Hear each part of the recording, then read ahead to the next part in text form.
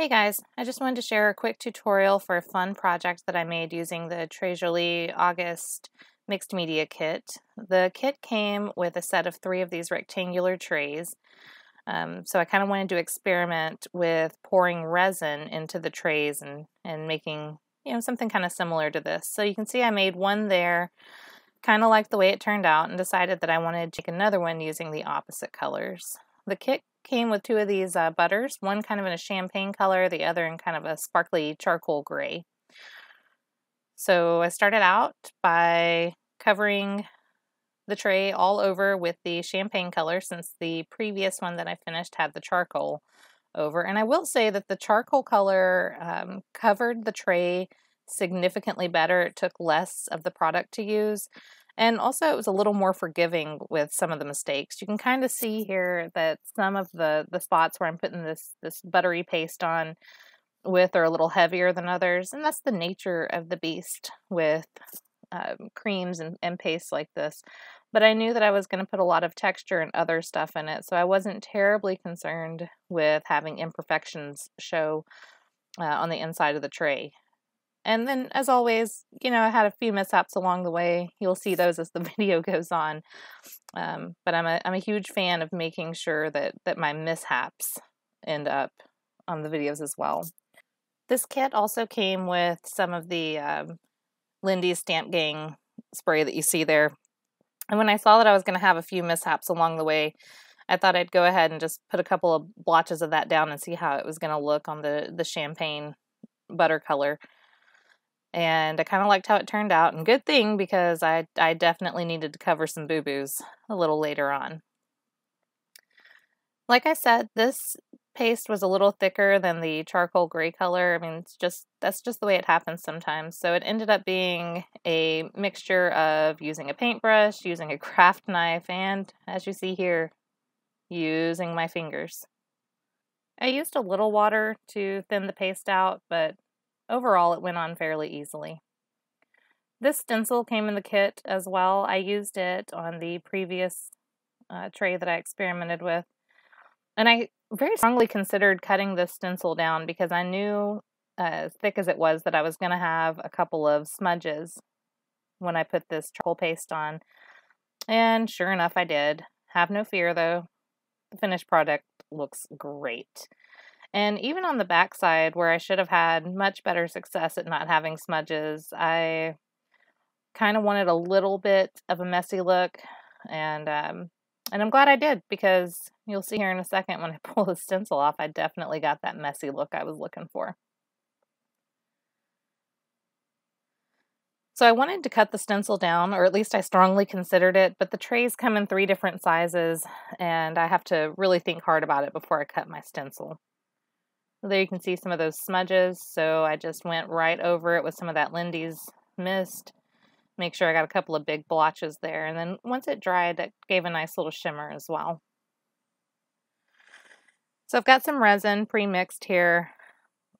I wanted to make it look as though things inside the tray were floating, so I knew I was going to put just a little bit of a thin layer of resin so that once it started to harden just a little bit, I could start putting some of my stuff in there. And the plan was to just keep layering and keep adding little trinkets, some glitter, some beautiful beads, just, whatever I had around. And since I wasn't quite done with the previous tray, I used my leftover clear resin to continue filling in small layers until that one was even with the top of the tray as well. The resin I'm using here is nothing fancy. It's just a 1-to-1 craft resin. I'm fairly certain that I picked this up at Michael's. I am pretty, cautious with how I use it, though. I want to make sure that I don't waste any, so I do the best I can to scrape everything out of my cup at the end of the day.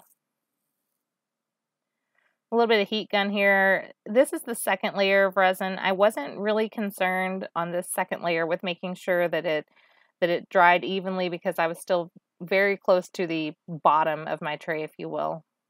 So I picked out some beautiful beads there in a green shade and also in a pink shade.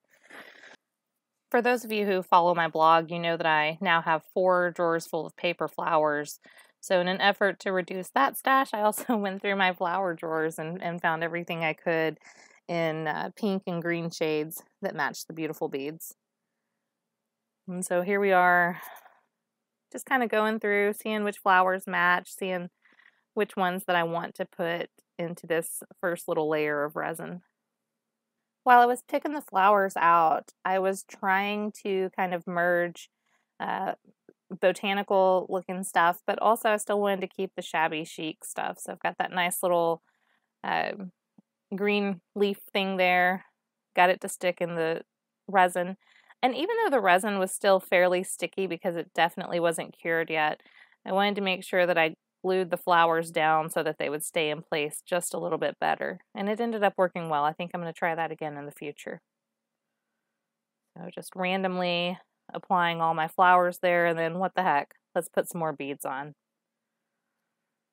One thing I noticed with these 2 trays, and I definitely want to perfect it before I move on to trying to put actual dried flowers in resin, is that even though the tops of the flowers were below the top of my tray, I still ended up with some pieces of the flowers kind of poking out on the top. And I'm okay with that. It gave a nice little texture. But I would like to make sure that if I'm doing something where I want to make sure the flower is completely encased in the resin, I'll have to figure that code out along the way. Just a little heat gun there. So now I've gone and found some more trinkets. Got a little butterfly there, hairpin, little silver spoon, and some other just little things. It always takes me a second to figure out where I want to put these nice little hairpins, but eventually I get there. The trick is to make sure you don't poke yourself in the finger while you're doing it, and I was moderately successful with that one this time. And glue my little butterfly down there.